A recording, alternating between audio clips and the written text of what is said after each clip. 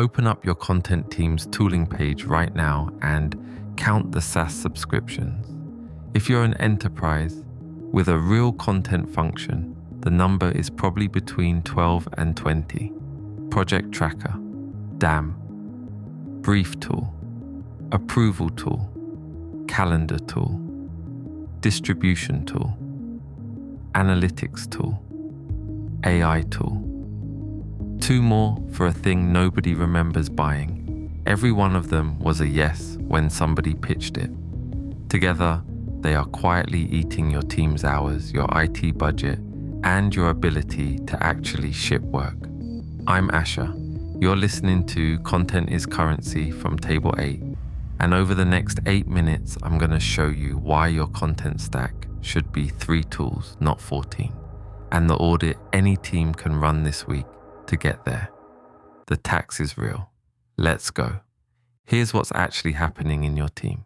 Someone writes a brief in Tool 1, pastes it into Tool 2, updates a status in Tool 3, drops the asset into Tool 4 for review, files it into Tool 5 when it's done, posts the schedule into Tool 6, pulls analytics from Tool 7, logs a debrief in Tool 8. The asset took a week to make. The administration took another week. Your producer is now a part-time data entry clerk. Each tool was bought with a real-sounding business case. Better visibility, better workflow, better governance. Stacked together, they create the opposite. Visibility drops because nobody knows where the source of truth lives. Workflow slows because every handoff crosses a tool boundary.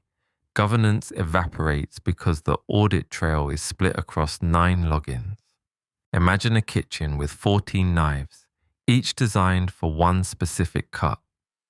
The chef spends so long picking the right knife for each ingredient that the meal never gets cooked. A great chef has 3 knives, a chef's knife, a paring knife, a serrated knife. That's it. The skill is in how the chef uses them, not in how many they own. Adding more knives doesn't make a faster cook. It makes a cluttered drawer and a slower service.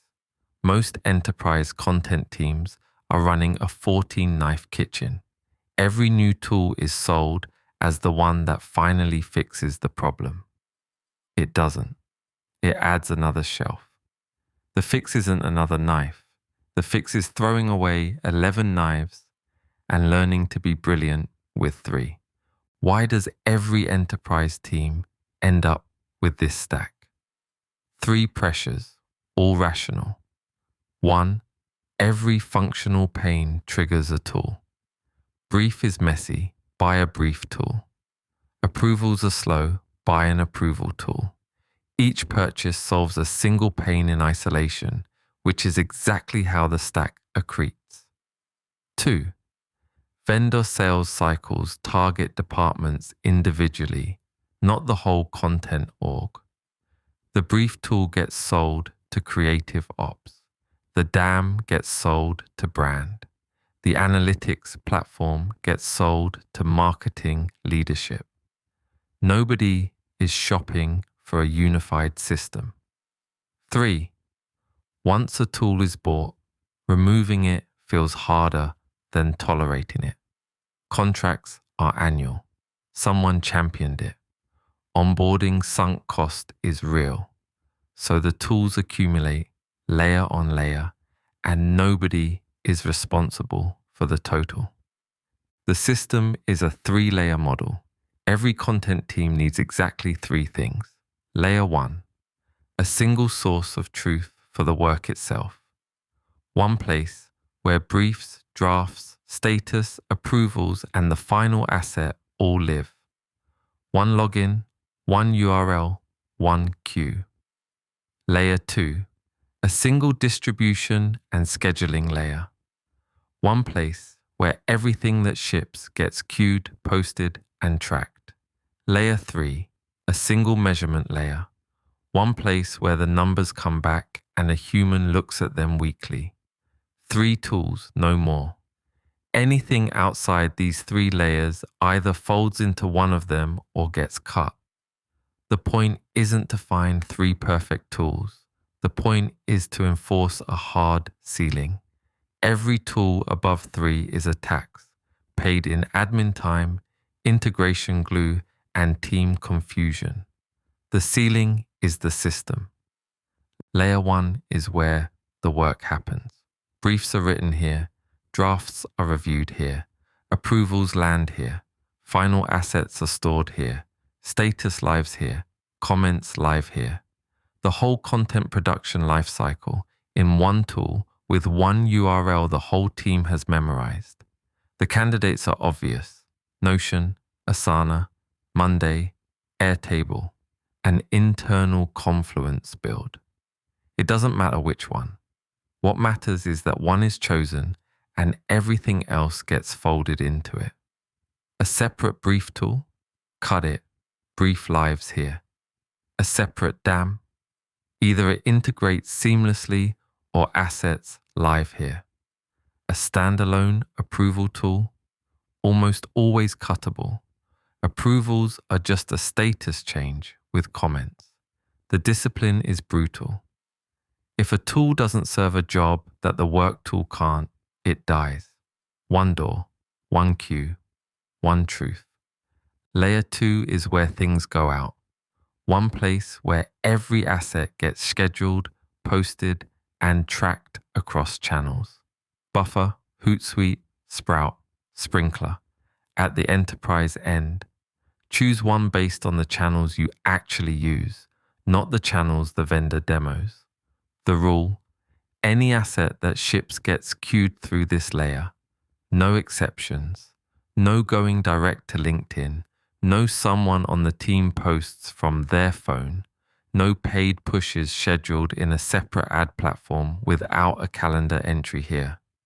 This sounds rigid. It is rigid. Rigidity is the point. Without it, distribution scatters across personal logins and platform-native scheduling, and the company has no view of what's going out, when, by whom. With it, you have one calendar, one reporting surface, and one team that knows where to look. Layer 3 is where the numbers come back. One place where you track what ran, what hit, what flopped, what got picked up, what converted. Native analytics from each platform, pulled into one dashboard, Looker, Tableau, even a hand-built Airtable view if you're small. The choice matters less than the rule. Every Friday, one human, 30 minutes, looking at this view and asking the same 3 questions. What worked this week? What didn't? What are we doing differently next week? Most teams skip layer 3 because the data is messy and the meeting is unglamorous. That's exactly why the teams that do it pull ahead. Measurement isn't an analytics platform. It's a habit. The platform is just the surface where the habit happens. Without the habit, every other tool is performing without an audience. You can run this audit in 1 week. Day 1, list every SaaS tool the content team currently pays for, what it costs annually, and who actually uses it. Most teams discover 3 tools that nobody opened in the last 60 days. Cancel those. Monday afternoon. Day 2, map every remaining tool to one of the 3 layers. Anything that doesn't map gets a yellow flag.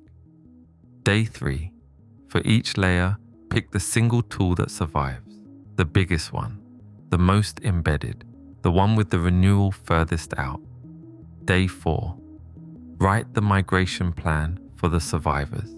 What lives where now? What moves? What gets archived? Day 5, tell the team. New stack, 3 tools, hard ceiling. The savings show up in the next renewal cycle. The speed shows up in week 1. Now go cut. I'm Asher. This was Content is Currency from Table 8. We'll see you next episode.